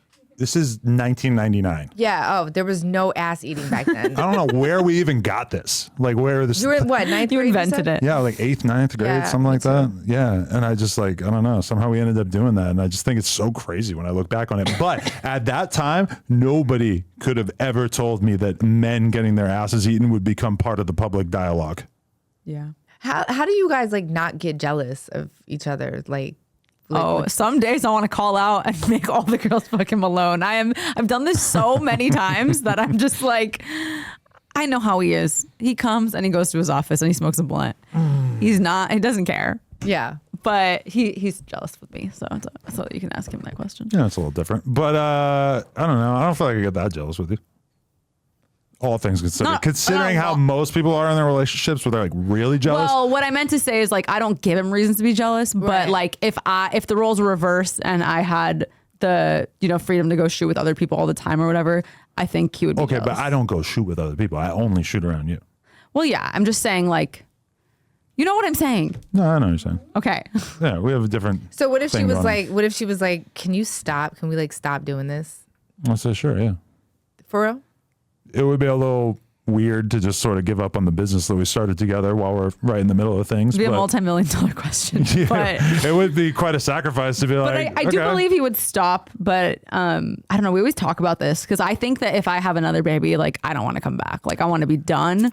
But that means that our business would potentially be done unless it becomes another version of this business or whatever. Right. But So, I don't my know. thing about it is like, okay, when I was talking about how I was a sex addict before, I feel like I quit heroin, but I've been going to the methadone clinic Right. every week. Yeah. because So what are you going with this? but that's the question is like, would I be able to just get off the methadone? The methadone being doing threesomes on camera with you and other girls. How do you want to answer this question? Well, I mean, I think I would be fine. It's just a lot of people who are on drugs think that they'd be fine if they stop doing it, and you never really know. Now, do I trust myself that I would be able to? Because to me, at this point, like the demystification of like how cool I thought sex was before we started doing it basically as a job, like I was just so much more intrigued by it. Right. And a lot of times when I hear stories about rappers and like, oh yeah, I was with this dude and this rapper brought 20 girls home from the show and he fucked all of them, and I'm just like kind of baffled at this point, like how the fuck is that seriously what he wants to do with his wealth and his fame? Is to just be putting his dick in 20 random But fucking girls. you can Like, only say that because we fucked 300 but girls that's what together. I'm saying. It's like, to me, if you had told me 8 years ago, like, oh, this is what rappers do once they become famous, I'd be like, fuck yeah, that's what I'm going to do too. And now, through having done it so much, I feel like now I would be able to have a much more mature perspective on it, even if I was single. Like I have a friend who just became single, and he told me that he set this ground rule for himself where he won't have sex with a girl at all ever unless he could see himself potentially being in a relationship with him. And I really thought that was smart, because I'm like, otherwise, if the only standard you're holding yourself to is I'm attracted to her, then you're going to end up sharing your fucking bed and your penis with a gigantic number of women, 99% of which you will never be in a relationship with. And it's going to like take your time and your effort away from time that you could spend on girls that you might potentially end up in a relationship with, which I think is smart, because as a guy, it's so easy to get into that mentality, just fucking random girls and just enjoying the newness of it. And I think it's very bad for you in the long run. How do you feel about that? What are your thoughts? I was just wondering if you've had a threesome and if you get jealous. I had one threesome with just two friends. And did it go bad or was it okay? The girl didn't smell that good. Oh, always bad. Yeah, and then the guy, this was years ago. The guy was like my friend, but were like fucking before, and he like called me the next day. He was like, I would have rather just been with you, and like this, it was just a whole. And I was like, yo, I will never, ever, ever do that again. That wasn't the right threesome, and it ruined threesomes so for you. Terrible. No, that's always bad when you're like so like I don't know, so excited. But it's but like, how do you do a threesome and you're funky? Like, how do you do that? Like, Well, a lot of girls will just like that no matter what. but Not just a lot say of girls. no. Just be like, we can do a threesome next week when I figure my shit out. But like, yeah, she was funky, and Now, it's how like, funky we're girl. talking? Like George Clinton that face Parliament? says it all. No. It was just like musty and funky. But maybe yours just smells really good and hers is normal.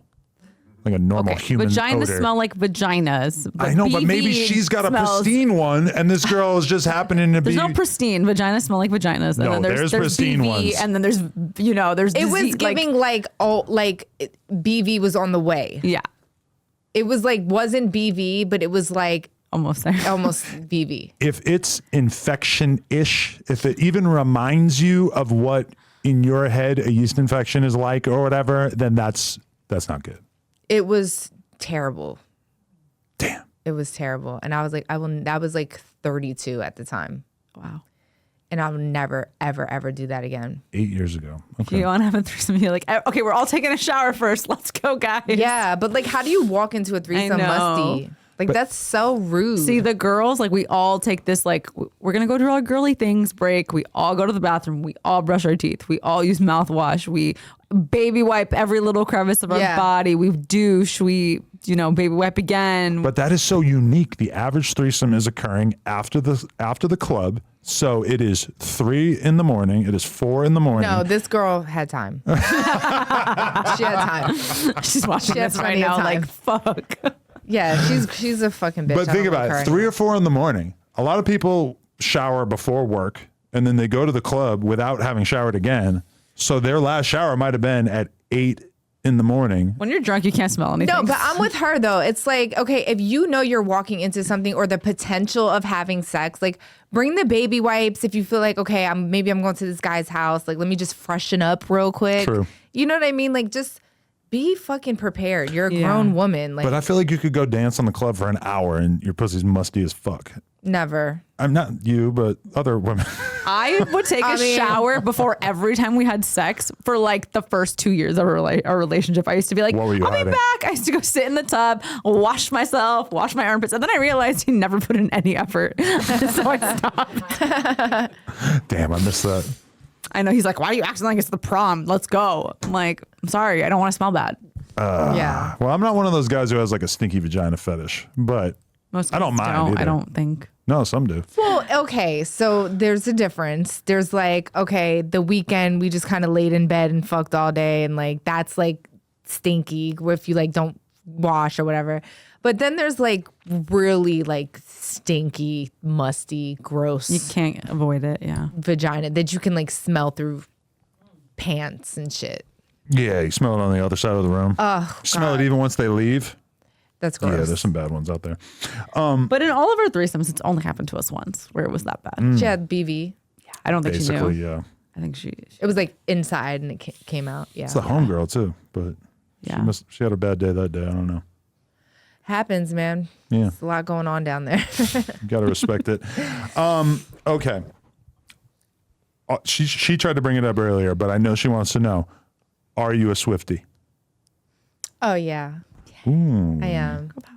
I am. I actually wasn't before Bash introduced me to Your Taylor. kid put you on. That's That so is so cute. interesting. Yeah, he put me on when he was like 3. And then she sent him a 3. whole, yeah, he was like 3, 4. Pioneer. She sent him a whole VIP package What? to her concert, and like you open up this thing and it has a TV in it, and it like played this whole thing for him. She would die. Yeah.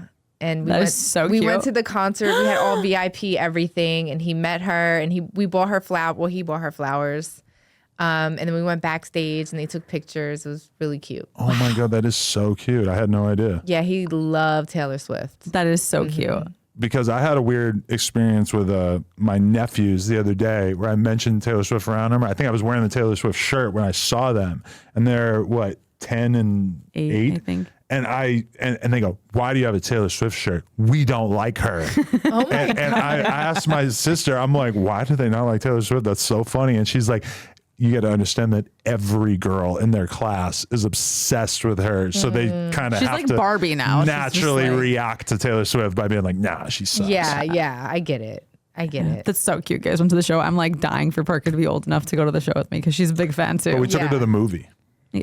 Oh, did she like it? Yes. It was her first movie experience, and I just feel like it was a bad first movie because, Oh. well, only because next time we go, I have to tell her like you can't dance, you have to sit right, down, you right. can't scream. She you was can't- dancing for like she was 3 hours straight. running Oh, shit. circles like in the theater.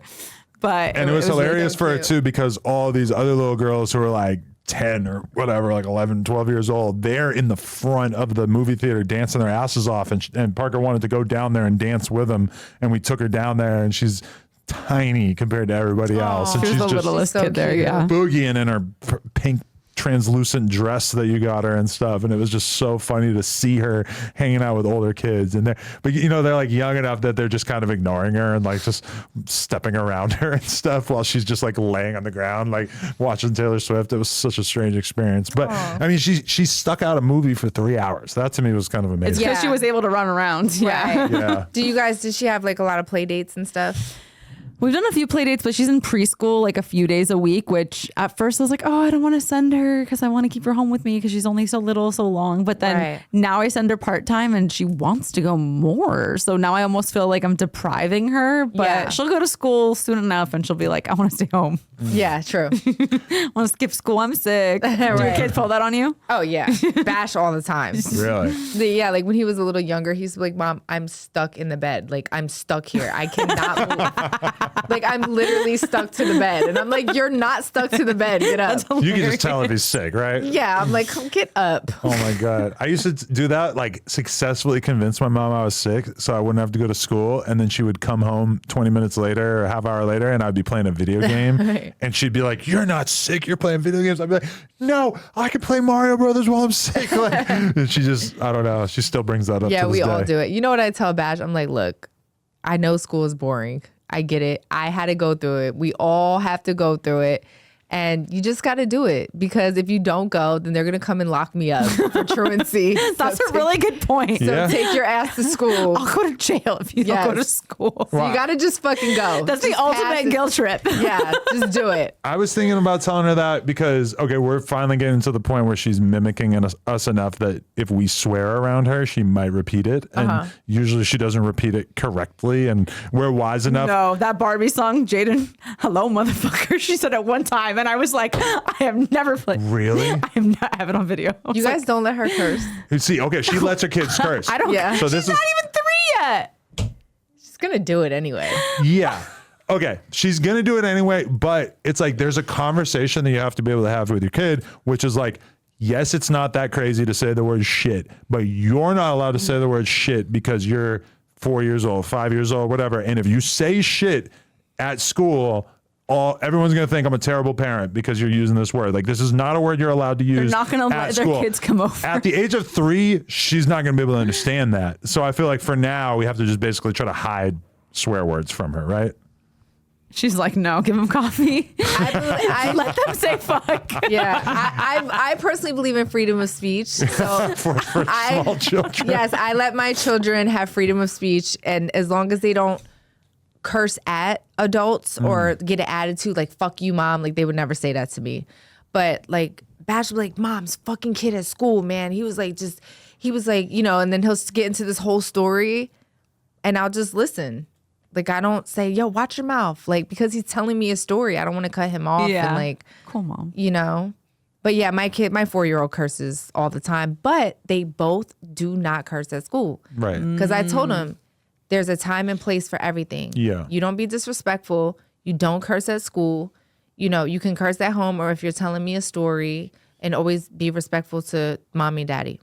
And they know it's easy. Yeah, because it's not going to take a whole lot of exposure to what dad's life is like for her to realize that everybody's swearing, everybody's smoking, and people are having relatively crude conversations on a regular basis. Like, even if I tell everybody at like the store, if she comes and hangs out at the store for a couple hours, even if I tell everybody to be on their best behavior is still going to involve swearing, smoking, and all kinds of weird I'm the mom that's about to take away the Snow White book because I think it's a little too dark. This woman's stepmom wants to kill her because she's beautiful with a fucking poison apple. This is a bad story. I think that it creates a bad rap for stepmothers. I feel bad for the stepmothers. It's like, what, you can't be beautiful? Like, I don't know. I'm about to take away this book. She tried to get me to read Yeah, it too. see, like, I actually understand that. Okay, thank you. That makes sense to me. But as far as like having freedom of speech, I always let my kids do that because it's like if I'm cursing, it's only if you they're break eventually going to do it. But if you break it down, it's just a word. Yeah. Babe, it's just a word. I mean, if you're you know, like I wouldn't say like talking about like dick and pussy and like anything like that's so extreme that they can like visualize shit. Like I wouldn't suggest that. Obviously, you guys wouldn't do that anyway. But just having freedom of speech and just letting her, you know, do her. She's gonna hear mommy and daddy say the same words. What about the N-word? I spell a lot of words. The N-word? Yeah. Why would you want her to say that? Not No, my your kid, your kids. kid. Oh, they say the N-word all day. I was like, we're not talking about our daughter. Oh my God. That just stands out to me as like my kid at some point is going to start fucking repeating it. No, in songs. I do tell them to stop. Go ahead. Yeah, no, yeah. And then I'm going to have friends who say it around her and stuff. And at some point, it's going to be a whole conversation of like, yes, it's fine for them to say it. No, it's not okay for you to say it. And here we go, trying to explain racism to your fucking 4-year-old or whatever. Back and forth all day. They call each other that all Really? day. Wow. Yeah, but they're brothers. That's boys do that. Boys are always competitive. They love each other. They play good together? Or Oh they yeah. yeah. No, they love each other to death, but that's boys. They're just there's always a competitiveness, an argument, or I do this better, or my haircut's better, or my shoes are better. Like it's an all day thing. That's so funny. Do you have them in the same sports and stuff? Sebastian is in he's practicing basketball. Okay. But he can't start until 6th grade. He's only in 5th. Okay. Yeah. Just wondering if they like compete in their sports No, and and stuff. slash lakes soccer. Oh, cute. Yeah. So recently, DJ Akademiks had some negative things to say about the City Girls and their career and how they're doing, whatever. That's his opinion. But then Saucy Santana jumps in the mix. I don't know if you know him, but he jumps in. That's your boy? Love him. Okay, great. Yeah. He jumps in and is basically like, Akademiks, why are you talking shit about female? You have to fight me now, and also after I beat your ass, I'm gonna rape you. So that's what He Saucy said he did not say he was gonna. He's gonna him. fuck him. Okay. Presumably, it would be not consensual. Yeah, I'm gonna beat your ass and I'm gonna fuck you. Right. He didn't say rape though. He didn't say rape. You but don't it's know kinda, if Akademiks would give consent at the time. I feel like if he gave consent after having the shit beat out of him, it's not real consent. He might listen. It's coercion. Listen, people get turned on by other. Okay, like and the Akademiks craziest is going to thing. have to cross that bridge when he gets there. But He might be like, "Ooh, okay, I want to know." okay, Axe reaction was basically like, I can't fight a gay dude Why? It's a man. because it would be viewed a certain way in the public eye. Now, at least one thing I have to say about that is that there have been gay professional boxers, gay UFC fighters. There's nothing that makes you a pussy about being gay. There's nothing that should exclude you from mutual combat because you're gay, right? So, like, you have a lot of gay male friends. Do you think that Akademiks owes him a fade? What does gay have to do with fighting? Like, it has nothing to do with fighting. That's a man on a man. The thing that Akademiks realized is that gay men usually fight better than straight guys because they've been fighting their whole lives. Even gay men with BBLs and long ass yeah. nails? Oh yeah. Yeah. I'm sure nails come in Saucy- handy. Yeah, I'm sure Saucy will take them nails off, cut them nails short real quick. and Right. do Okay. the damn thing. If I got the shit beat out of me by a male gay UFC fighter, no shame.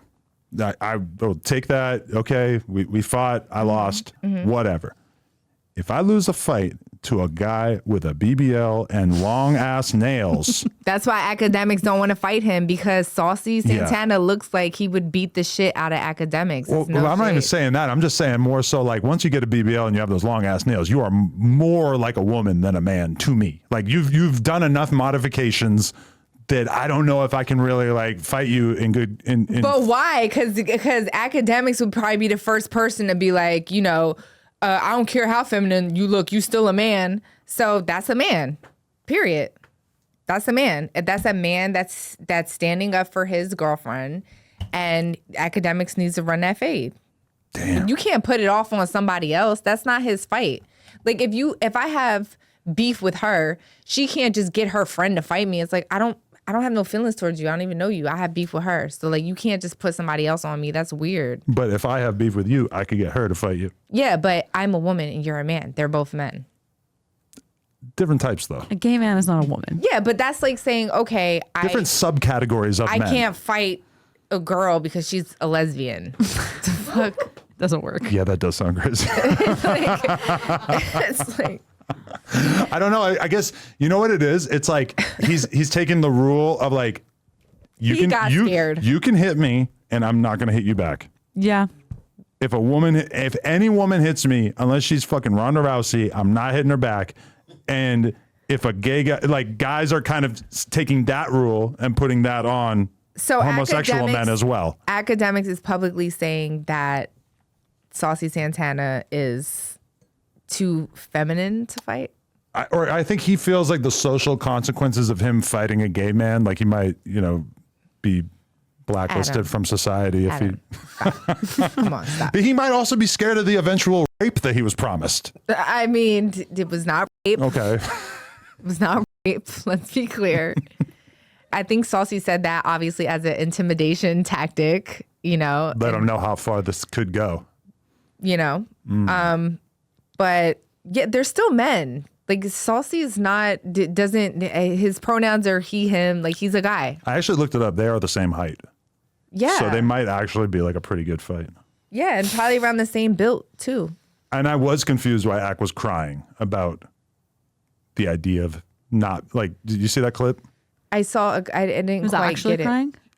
I mean, honestly, it seemed pretty real. It seemed like he was saying while he was tearing up, he's basically like, I can't say what I want to say as a Jamaican man because I don't want to get canceled. What does he want to call him, a faggot? That's not going to be anything shocking coming out of Akademiks' mouth. But honestly, what if else he can did say say? that, it would have been cataclysmic to his career at that moment. You think Yeah, so? but okay, so he's gay. Big fucking deal. Run a fade. He's still a man. Like, why does the gay part? That's Saucy's argument. Yes, I'm gay. So what? What the fuck does that have to do with you talking shit about my friend? I'm still a grown ass man. You're a grown ass man. Run that fade. Like, I don't understand what the problem is. You can't just call another random gay guy and say, hey, fight this battle for me. You can't do that. Like, you just can't do that. It's kind of weak. But this is hip hop where people order murders all the time. It's pretty common. I mean, I get it, but that's like behind the scenes. Yeah. He's like publicly trying to get a gay dude to fight another gay dude when. Well, that was more whack. She's like, this guy again. Haunting you. Oh my God. Okay. I have a couple more questions. Good, because I really have to pee. This is a really messy one. What did you think when you saw your ex Kanye getting top on the boat? Oh, good for him. I mean, more power to him. Is that something you would have maybe expected early on, or is that? I was not shocked. So let's Really? just say that. Do you ever do anything public? No, because I say no. Really?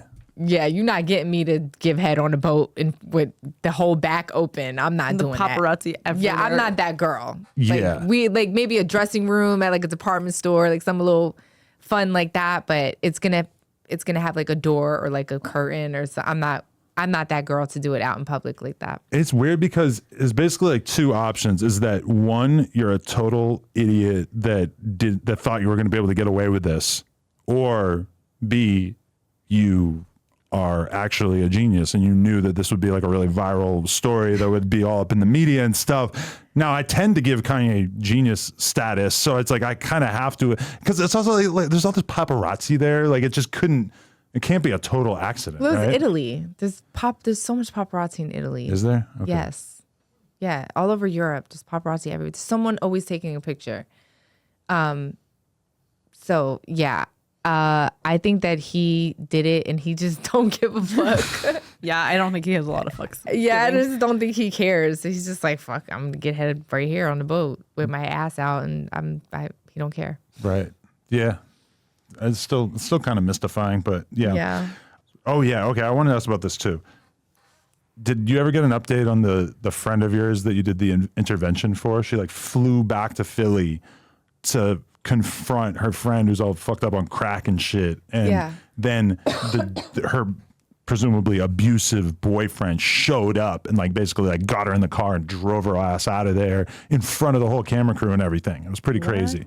Yeah. Okay, so the update on that is she called me maybe 4 months to 6 months after we shot that, and she said she finally wants to get clean. So I called intervention to see if the offer still stood, And they said fine. So they flew her out to Orange County. And she was clean for 10 months. I moved her in with me and her daughter, her 19-year-old daughter that was on the show. And she went back to Philly. She's back on the street. So what do you think got her? Like, she seemed completely cleaned up for a while there. You know what I think it is? She loves the lifestyle. You know, it's the drugs come secondary. She likes to toting the guns and always looking around, and she enjoys that. She likes the chase of, like, you know, fighting bitches in the street for, you know, who fucked her man that week. It's just that lifestyle is something that she enjoys, and the drugs just come with it. Wow, that's interesting. I've heard that from a lot of dudes who are basically like borderline, you know, like drug addicts living out on the street and shit, where it's like there's a lifestyle surrounding that. It's not like they want to have a house and just do drugs in the house. No, they want to be in downtown LA, wilding the fuck out, selling drugs, doing drugs, fighting, all this crazy shit. Yeah, exactly. It really is the lifestyle, and the drugs just are secondary. It just comes with it. Wow. So she's back on the street. She overdosed 6 times already. What? Wow. They had a Narcan her. She's still alive. So she would probably be gone if it wasn't for the Narcan lady being around? Yeah. There's Narcan all over Kensington, so everyone has it. I've seen some hood vlog type stuff in Philly, and it's like way crazier than it was when I used to go there all the time. Yeah, I mean, when I was down there, it was crazy to look at. I mean, they're like just shooting you up in your neck, like on the street. The problem is that there's obviously a homeless problem. There's a drug problem. So a lot of the people are on the list for housing. And if they get locked up, they get off of the list, which in turn makes the homeless problem worse. So they don't lock these people up. They can't. There's nowhere for them to go. And then if they do, they get off housing, and then they're on the street forever. So it's like a lose-lose situation. That's why they're out there just shooting up all over the place. And the cops are just standing there like, there's nothing they can do. Wow.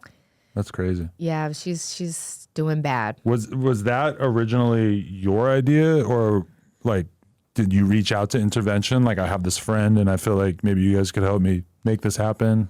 Yeah, so people really don't know the backstory of my family. Most of my family is dead from overdoses. Wow. My uncle was a heroin addict for 42 years. He's one that's still alive, actually. And every time, for probably 10 years before I did intervention, I would always call my Uncle Joe and be like, what should I do? Tina called me back. She wants a hotel. She hasn't gotten washed in 2 weeks. You know, she says she needs a winter jacket. Like, can you, facilitate that? Because he was in Philly. And he was like, first of all, you don't get a hotel. Like, you're just giving her a warm place to die. Don't do that. Obviously don't give her no money. I knew that. I would just order her food from Postmates and shit so she can eat that day, or diapers for her kids. All her kids got taken away from her. But so I tried for 10 years. I would call my uncle and be like, yo, can you call this guy from the detox center to maybe send a van to pick her up? Like, maybe this might be the day.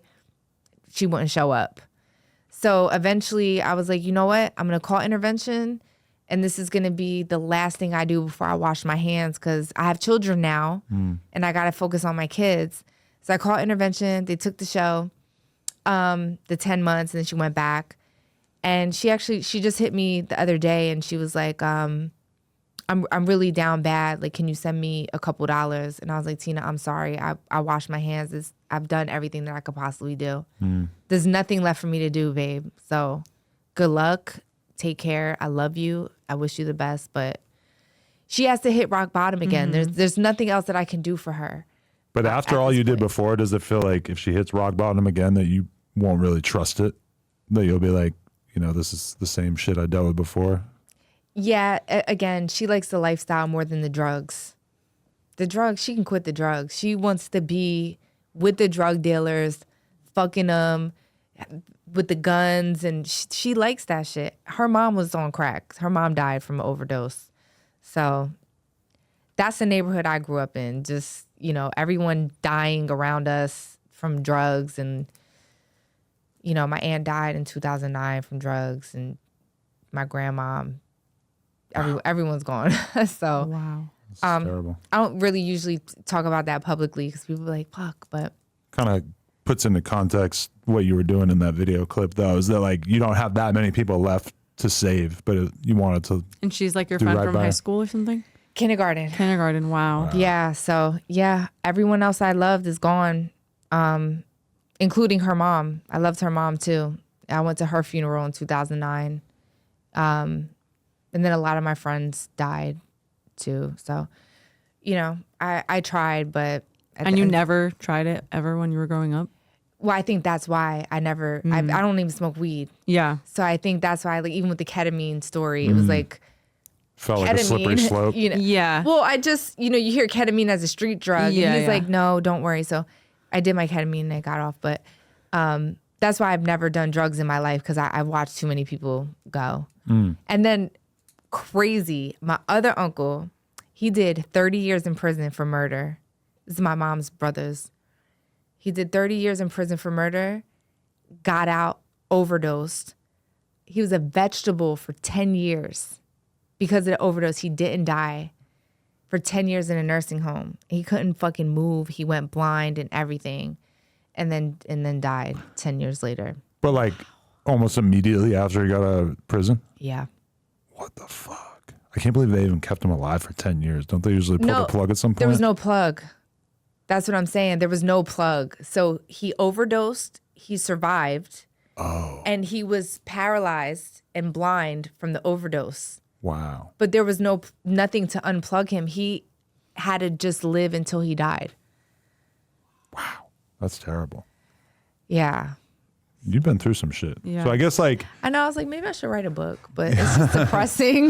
No, but that puts it in perspective, Yeah. because it's like at a certain point, like just kind of where you've made it to in life and stuff, and seeing how happy you are and how content and how you have all your affairs in order. It's kind of like that hits different, put into perspective of where you came from. Yeah, I come from a really shitty fucking place. And sometimes I just sit there and I'm like, I look at my kids and I'm like, I can't believe I'm here. I can't believe I made it. Yeah. And you all get these to see people them didn't. have a life that's completely different than the Totally. life you were growing up with. Totally. Yeah, they have a very different life than I did, for sure. Yeah. So That's amazing. Okay, so what makes Amber Rose happy at this point? What's important to you before we wrap up? my children, my sanity, doing any and everything that makes me happy, whether that's changing my hair or how I dress or things that I want to do and people I want to hang out with. And I'm just focused on me, and I don't want to get beat up on the internet for that. Like, I don't want people to look at me like I'm incomplete or I'm bitter or I'm mad. I'm actually very, very happy where I'm at right now. And so I'm just doing me, man. Whatever makes me happy, that's what it is. Like coming to No Jumper and talking to you guys. So, I always feel like I have a good time here, and you guys are so sweet, and I love your baby and your marriage and everything that you guys do. Thank you. Appreciate And so it. I always want to send you come and some like pics. show love. Yeah, for sure. So, Well, I did a podcast with her the other day with this guy Steiny, and everybody seemed to love the Lena the Plug co-hosting ability. So I get more nervous though the coming on here than I used to in the beginning, just because I know his audience is a little relentless. But right. girl, fuck them people. They're gonna tear me up in these comments. I really Yeah. don't love care. you guys. Yeah. I mean, if you were able to make it through 2 hours of this and you don't care about listening to passionate child rearing conversations, then I'm sorry that you had to endure so much of that. But They'll need it one day. They can rewind. Yeah. yeah, it is what it is.